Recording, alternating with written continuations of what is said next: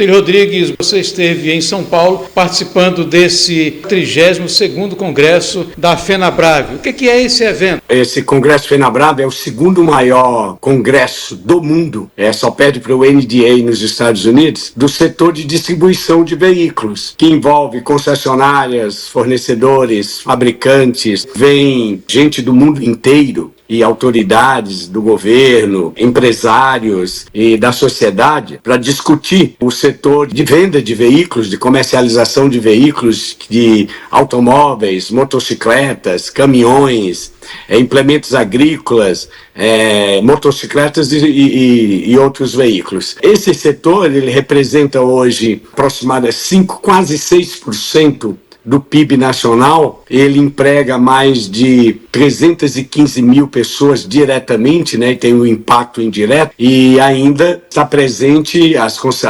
concessionárias associadas da Federação Brasileira dos Distribuidores de Veículos, a FenaBrave, está presente em mais de 1.000 municípios brasileiros. Então é um evento de grande importância, é o segundo maior do mundo, vem representantes, professores, acadêmicos, pesquisadores do mundo inteiro. Foram 3 dias de encontros, de palestras, de debates, de discussões. Diz respeito assim, mais a mim diretamente, porque eu me encontro atualmente trabalhando também nesse setor. Conversei muito, falei muito, que fiquei até rouco. Tomara que você se restabeleça logo.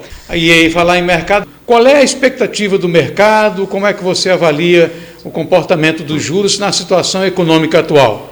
Mais uma vez, reforçando a importância desse congresso, estava presente o governador do estado, Tarcísio de Freitas, o prefeito de São Paulo, diversas autoridades das diversas instâncias, né? E entre elas, esteve presente, dando uma palestra para nós, o atual diretor de política monetária do Banco Central, que é o Gabriel Galípolo, que é apontado aí pela imprensa e nos meios políticos como o provável próximo presidente do Banco Central, porque a palestra mais concorrida desse congresso foi a do diretor de política monetária do Banco Central, o Gabriel Galípolo, né?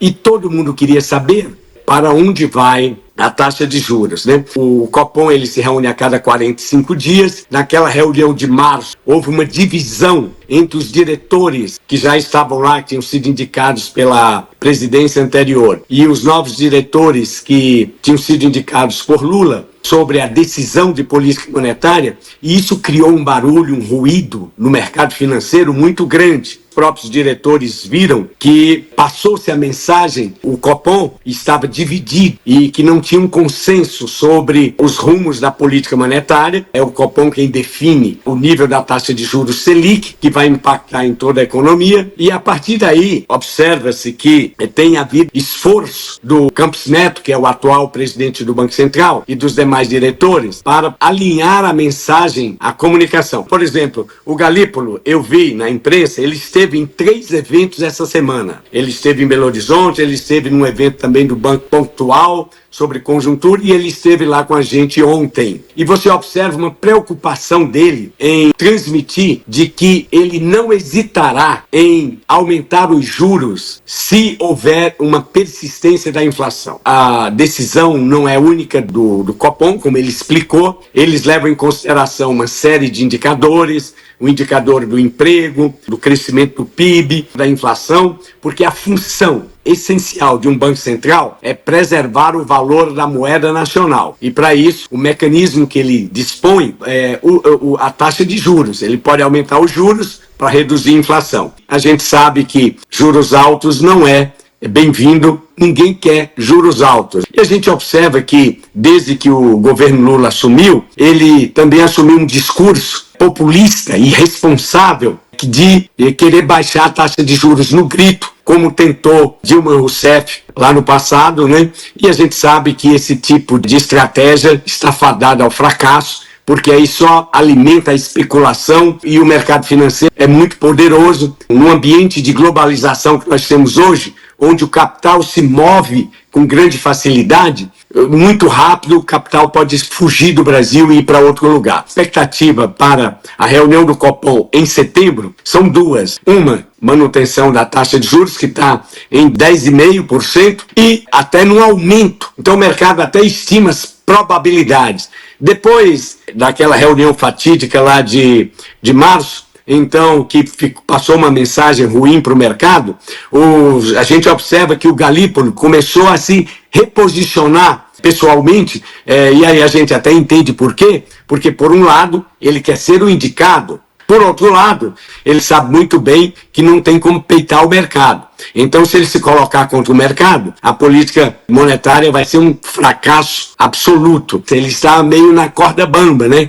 Tentando equilibrar as pressões do PT e do Lula e do governo para baixar juros, e por outro lado ele sabe que não se baixa juros pela vontade de uma pessoa. Então a expectativa para setembro é mais ou menos essa. É claro que foram feitas diversas perguntas para o Galípolo, tentando explorar se ele dava alguma sinalização, e se fosse qualquer outro presidente do Banco Central também, agiria da mesma maneira.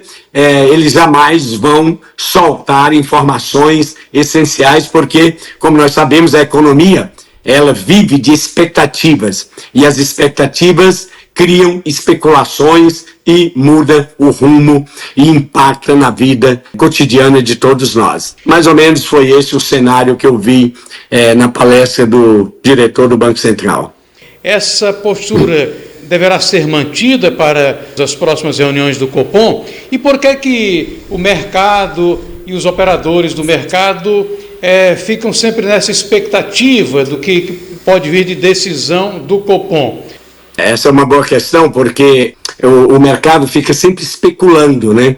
E às vezes até sai na mídia, como eu li hoje, que antes era maior o percentual dos analistas financeiros e dos grandes operadores de fundos, que eles são consultados pelo Bacen, e o Banco Central divulga semanalmente a chamada pesquisa Focus, que é uma média das expectativas do mercado. Por que o mercado financeiro é tão ansioso em querer saber antes qual vai ser a decisão do Procon? Ora, porque no mercado existem, simplificadamente, 3 tipos de pessoas. Tem os tolos, né? São aquelas pessoas que não têm a menor noção de mercado, são vítimas dos aproveitadores. Existe uma segunda categoria, que são os investidores. São as pessoas que fazem aplicações com vistas a proteger e valorizar o seu patrimônio. E existe uma outra classe, em menor número, mas de uma grande influência, de uma grande importância, que são os especuladores. São aqueles que tentam se aproveitar dos tolos e tentam se aproveitar de oportunidades que surgem eventualmente na conjuntura econômica, do tipo, eles vendem quando existe uma alta e eles compram na baixa, e eles ganham nesse diferencial. E são pessoas que não estão preocupadas, porque o mercado financeiro ele é importante, a Bolsa de Valores é importante para fomentar o desenvolvimento e a economia de uma nação. Você está investindo na produção, na criação de emprego, renda. Agora, esses especuladores, que também são importantes, porque eles dão, vamos dizer, liquidez ao mercado, graças aos especuladores, que permite que quando você compra uma ação, se eventualmente você quiser vender, você consegue vender rapidamente, facilmente, graças à liquidez proporcionada pela presença dos especuladores. Por que o mercado financeiro é tão ansioso? Em primeiro lugar, porque o ser humano tem uma certa ansiedade em conhecer o futuro, que vai permitir se posicionar. E os especuladores querem aproveitar as oportunidades para ganhar dinheiro. Uma terceira razão é que, ao conhecer a taxa de juros futuro, isto vai orientar as decisões de investimento, seja dos empresários, nas decisões de investir na produção, na criação de emprego e produtos e serviços, seja para os investidores, pessoas físicas, que vai direcionar, a partir da taxa de juros, você vai alocar as suas reservas, os seus investimentos, seja na renda fixa, em títulos de renda fixa, seja em renda variável. E por isso que as reuniões do Copom são tão badaladas e são manchetes na imprensa e assuntos de comentários econômicos, como nós estamos fazendo aqui. em virtude dessa norma que o presidente da República vai indicar até o final do ano o novo presidente do Banco Central. Pode mudar os rumos aí da política monetária? Dá para traçar um cenário daquilo que se aproxima? Se a gente olhar para trás, o histórico daqueles membros que estão hoje no Copom, que foram indicados pelo Lula, se a gente adiciona mais essa probabilidade de que o presidente do Banco Central vai ser uma pessoa de confiança do presidente, é claro que dá para se imaginar, se prever algumas turbulências no mercado, olhando para o futuro, principalmente no que diz respeito via juros e os seus impactos na inflação e, consequentemente, vai ter impactos na vida cotidiana do cidadão. Porém, tem algo que a gente tem que observar também, que pode barrar um pouco essa tendência, é que hoje o próprio governo Lula, nesse seu terceiro mandato, é uma conjuntura completamente diferente dos dois mandatos anteriores. Primeiro, porque nós temos um Congresso de orientação mais centro-direita, com todos os seus problemas, mas é um Congresso que tem barrado o autoritarismo e o voluntarismo do presidente da República atual. Então isso aí nos dá uma certa, entre aspas, lá, segurança de que o PT não vai fazer as ideias obsoletas, retrógradas e ultrapassadas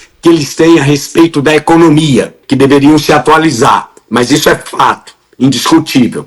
Então, por um lado, eu diria, nós temos o Congresso que pode barrar, como a gente viu em várias situações ao longo desde o início do governo Lula, e por outro lado nós temos o próprio mercado financeiro, que vai barrar também esses rompantes de voluntarismo que podem vir a acontecer. Claro que nem o presidente da República, nem o presidente do Banco Central têm poder, eles, isoladamente, de definir, determinar alguma coisa.